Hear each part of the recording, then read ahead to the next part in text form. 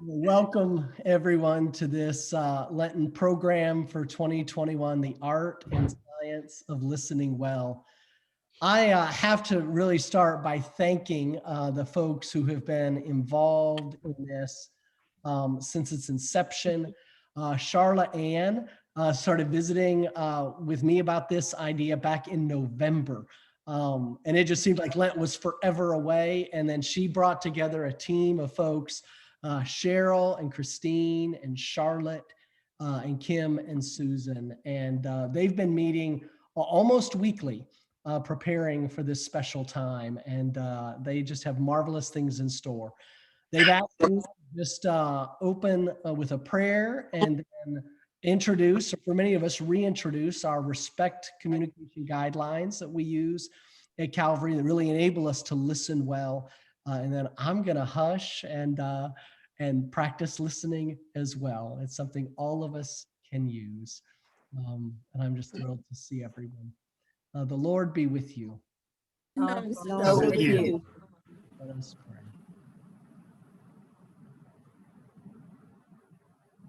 God of silence and God of all sound, help us to listen.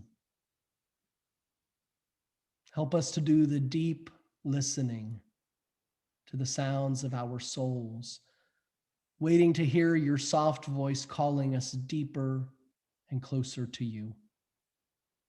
Give us attentive ears to begin to separate the noise from the sounds that are you. You who have been speaking to us and through us our whole lives for so long that you can easily seem like background noise. Tonight, help us hear you and each other anew. Amen. I'll share my screen here as we just remember the respectful communication guidelines. This comes to us from our friend Eric Law, who's an Episcopal priest and founder of the Kaleidoscope Institute. And let's see, I would just, who would like, I'd like somebody to, a different person to read each one, and we'll just kind of check in at the end afterwards. Who'd like to kick us off? I'll start. Thanks, Susan. R is for take responsibility for what you say and feel without blaming others. E. E is for use empathetic listening. S is be sensitive to differences in communication styles. Ponder what you hear and feel before you speak. It's a good one. E, examine your own assumptions and perceptions. Keep confidentiality.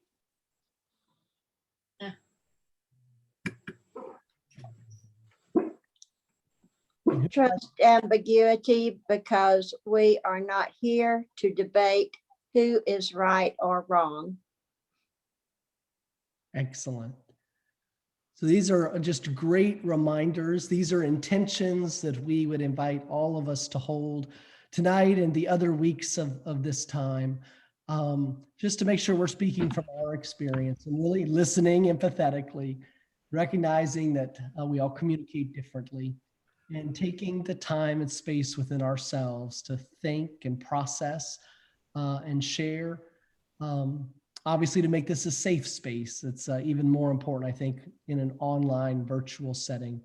And finally, just to trust the ambiguity of, especially of listening, and of how complicated our lives and our hearts are.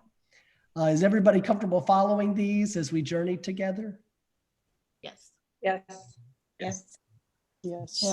Yep. I will turn it over to Charla Ann. Good evening, everyone. I'm so glad to see all of you here.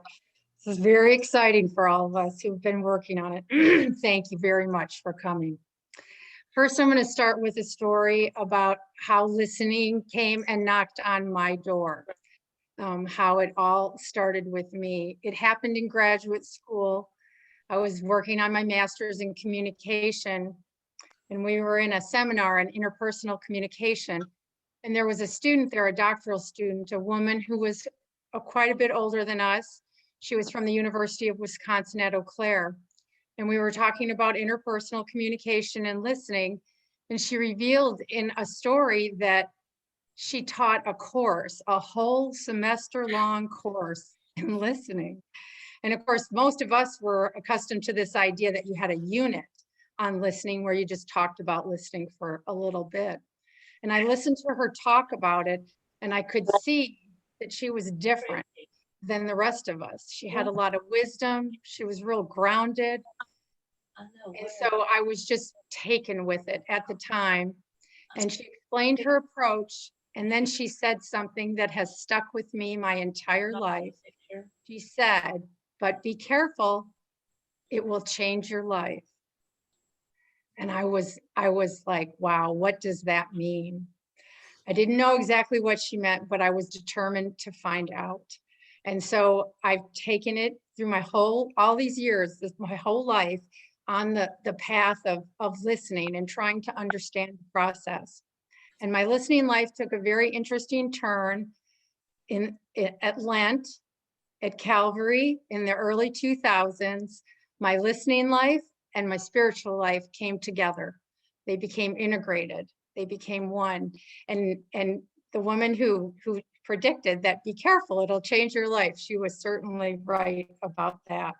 So it grabbed me and never let me go. And I hope that these coming weeks that you'll get some of the magic too, that you'll get some of the listening magic and discover some new territory for yourself, your spiritual life, that these things can come together stronger and become one.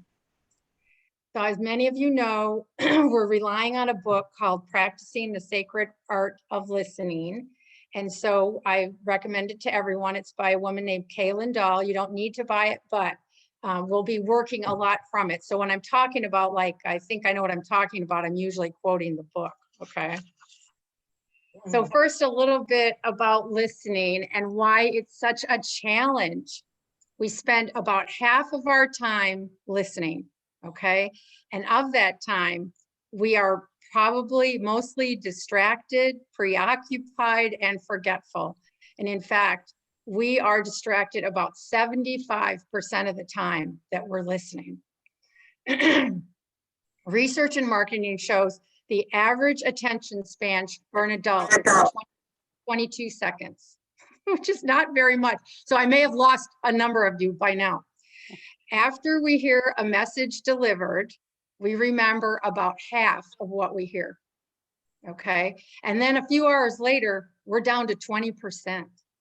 So it's very hard, to be working on this listening thing when it's so challenging, okay? And most of us have not been trained in listening, all right? We don't really teach it in school much, not until you get into, advanced levels. Some people are trained in their jobs. How many people have had listening training? I know there's some counselors here, Taplin, a few people. Yeah, I have had listening training. Less than 5% of the adult population has had listening training, okay? So that shows you that we've got lots of room to grow and improve. I want to talk a little bit about the definitions of listening. And there's one we're going to talk about the book more, but I'm going to show you, I'm going to try to share my screen here, see how this goes.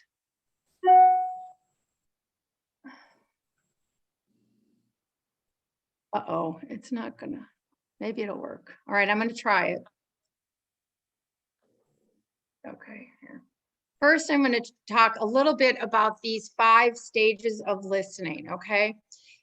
This is a different model. It's something that I really like, for one thing, because it's so process oriented. Now, I just want you to relax and listen to this. You don't need to take a bunch of notes or anything, but this 5 stages of listening, I think, really does cover it. So first we have receiving messages, and that's where we're hearing them. Okay, that's where we're just hearing it, the verbal, the nonverbal. This is where we get the facial expression, tone, gestures. This is one of the reasons I think that Facebook can be such a disaster, is because you're only getting written words and you're not able to receive the whole message that's being sent because it's verbal and nonverbal. And we'll talk more about these kinds of things as we get going. Then we have the next stage, which is understanding. And this is where we develop meaning, okay? Where we're getting the thoughts and the emotions, the understanding of the person that's talking to us. We're getting a sense of, is it an urgent message? Are they sad? Are they happy? We're trying to figure out who they are and what it is that they're bringing to us. And how do we do that? We do that when empathy enters in, by understanding what is being experienced by the person who is talking. So we're starting to try to figure out, how does the speaker feel? Can we stand in their shoes and understand who they are? And how do we do that? And there's 3 things that I'll just mention, and we're going to talk more about in the coming weeks. You develop an understanding by 1, suspending judgment, 2, asking clarifying questions, and 3, checking our understanding. So there's a lot about judgment, asking questions, and checking for understanding. The third stage, remembering, okay, we all know that it's a challenge to recall what's being said because our memories can be pretty tricky. So there's people have different methods of trying to remember, how to recall what's being said. Some people take notes, some people repeat things in their minds. Some people have a mental picture taking ability. What's important, I think, for us to acknowledge as listeners is that listening is reconstructive. It isn't reproductive. You're not reproducing the message. You're reconstructing it based on what's in your mind and who you are. You're getting the message in and you're kind of reconstructing it. So that's an important thing to remember when you think about your own ability to recall a message. The next stage is evaluating, and that's judging the messages. This is when we start considering people's intent. We're looking at evidence. We're imagining the impact of the content of the message that they're delivering. Is the message practical? Is it grounded in reality? You're asking yourself a lot of questions, doing a lot of judgment. And it's important at this point that you understand the speaker's point before you start drawing conclusions, okay? We're always apt to try to draw conclusions early, but you need to make sure you understand what it is they're actually communicating. And this is also a good point in time, I think, to assume good faith on behalf of the person who's talking and to give them the benefit of the doubt, okay? So when you're doing that evaluating piece, you kind of got to add that piece where you're supporting the person who's talking. And then the last stage, which is responding. And that happens in 2 phases. That happens while someone's speaking, and then that happens after someone's speaking, okay? So while a speaker's talking, your response should be supportive. You should be showing that you're listening. You should be nodding and smiling. And some of you are doing that for me. I appreciate that. Looking intently. And then some people might be doing some back channeling, we call it, where they, in a conversation, they go, oh yeah, I see. I understand. These low-level comments that help support the conversation. And so that you have those that are going on. And then at the end, here's your big chance to respond to someone and tell them what you think, get them to elaborate, ask questions, tell them what you think, and tell them what crossed my mind. All right. So these are the 5 stages of listening, and I'm happy at some point to talk more about it, but I think I'd like to, at this point, before we have any questions, go on to the next item, which is based on the book, which is The Sacred Art of Listening. And Kaylin Dahl, she acknowledges in the book that you can define listening a lot of ways, but these are 3 good ways to look at listening. And so she says, it's a sacred art of listening where listening is a choice, Listening is a gift, and listening is an art. So we'll just take a look at that for a minute. A choice, a gift, an art. A choice. It's a decision. And sometimes it's an unconscious decision. How often do we unconsciously drift away, even though we're trying very hard to listen? Sometimes we get hijacked by our thoughts, you know, like on Sunday, when we say to ourselves, dang, what is it that Father Matt just said? I really meant to hear it. We all see it happen when we're talking. We see that someone's with us in the conversation, and then we see, they're drifting away from us. There they go. You keep talking, and then they're back. And you can see that you've got your listener back. And so that is just, it's that part of it can be unconscious, but it also can be a conscious choice whether or not you're going to listen. We tune people out, and we do it on purpose sometimes because we don't want to hear what they're saying. Or maybe the topic makes us uncomfortable. Or maybe it's just kind of boring and it's not all that interesting. Okay. Sometimes we stop listening because the message is hard to hear. And we might have to change the way we do things or think about things. If we heard that whole message, it might mean something different for us. So if the choice to listen is complex territory, whatever the case, conscious or unconscious, it takes energy and it's an active process. When we become aware that it's a decision, a conscious choice, it'll change things and it'll give you endless opportunities to build some listening muscles when you realize that you have a choice in this. All right, so that's a choice. Listening is a gift also. And this is a wonderful thing to be thinking about. Our time, our attention, our energy, these are gifts that we give to one another. Think about how you feel when someone has listened to you, like really listened to you. No one walks away from being listened to and says, well, that wasn't worth my time. That just doesn't happen, right? I know sometimes that we've been the listener and we walked away and we were thinking, oh, was that worth my time? And sometimes that's true. We feel like maybe it didn't do us any good. But when we stop and we think, I gifted my time, they needed to be heard. The idea that that was a waste of our time, it just fades away. When you realize that you've gifted someone, it doesn't matter anymore. When we stop and listen, we know that we gave, we know we were generous.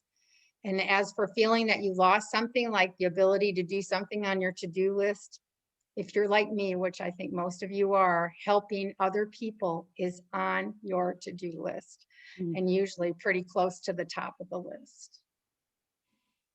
So that's listening as a gift. Listening is an art. Okay, listening as art. Let's think about this a little bit. What does this mean? When we think about art, we think about music, acting, painting, drawing, writing, poetry, floral arranging, among us, I know, photography, sculpting, or we think about the practices of the arts like medicine, teaching, public speaking, animal training, coaching, the list goes on and on. But what is the art part? It's an elevation. It's a lifting up.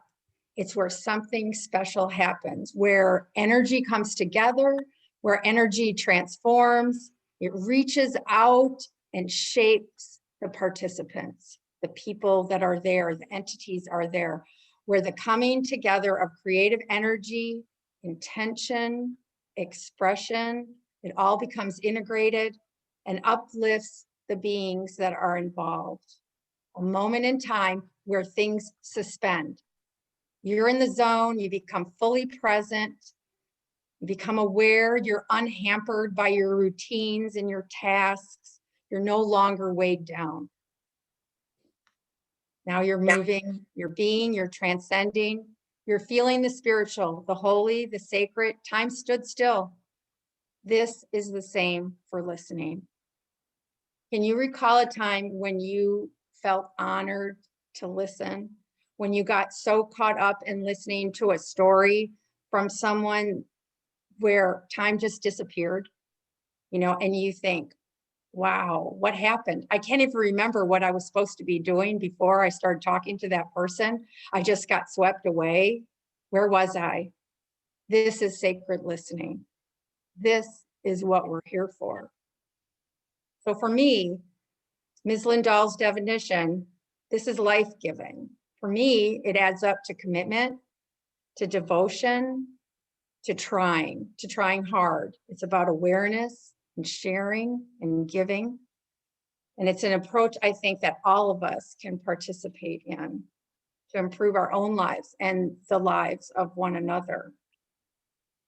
So before, let's see, how do I get out of here now? Let's see, how do I unshare?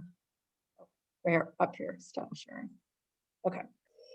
So before we go into a breakout session where we can talk about some of the ideas that I was sharing with you, I want to just touch on listening challenges and barriers that we have, okay? If we're gonna become better listeners, we are going to have to assess our own behavior, right? And in fact, I'm pretty sure some of you have already been doing that in the past 15 minutes, thinking to yourself, oh boy, what kind of listener am I, okay? Our communication is a very personal thing. It's too personal at times, especially when you're trying to teach. And for myself too, it's very hard for us because we are who we are what we communicate, okay? But we're all in it together and we can all work to get better. And so we need to be kind to ourselves and not be too hard on ourselves about how we're performing. You're not alone. And so I'm going to go through a list of things that might make you smile and then might make you think, oh, I should do that better. And so I'll just go through the list. You think about whether or not these things cross your mind. I'm bored with the person who is talking. I hope none of you are thinking that right now.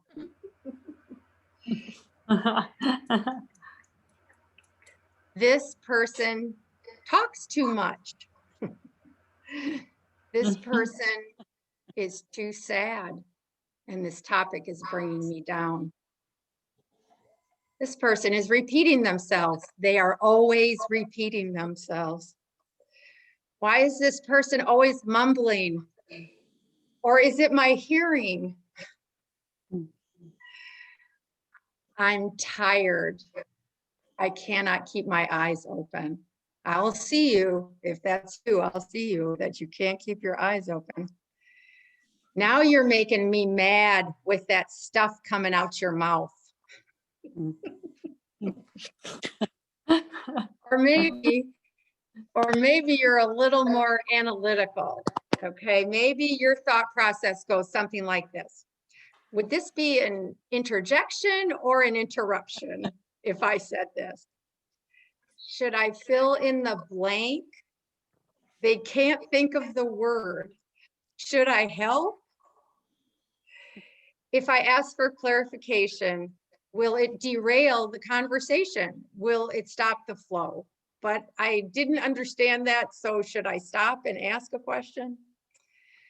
There's something more going on here. I can tell. Should I ask this person for more details? Is it appropriate to ask for more details? Or why am I so distracted? I want to hear what this person has to say, and now I've missed it. All of these thoughts, and then of course the final thought, which is, how should I respond? What should I say now? So just know that communication, like listening, it's a process, and it's a process of adjustment. It's a moment to moment, minute to minute, it unfolds, and it requires lots of understanding, lots of perspective, practice, forgiveness, love, all those things that we are trying to practice. as Christians, as members of our church. So that's the introduction.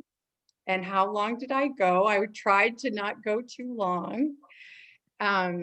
We thought what we would do after we kind of had this introduction is we'd go into the breakout sessions, and we've got a few questions to discuss, and then we'll come back together and we'll go over some of the we'll talk a little bit about this breakout sessions, but we really want to talk about the tools that we have for you with the journal and self-test. So how does that sound, Father Matt? I can't see.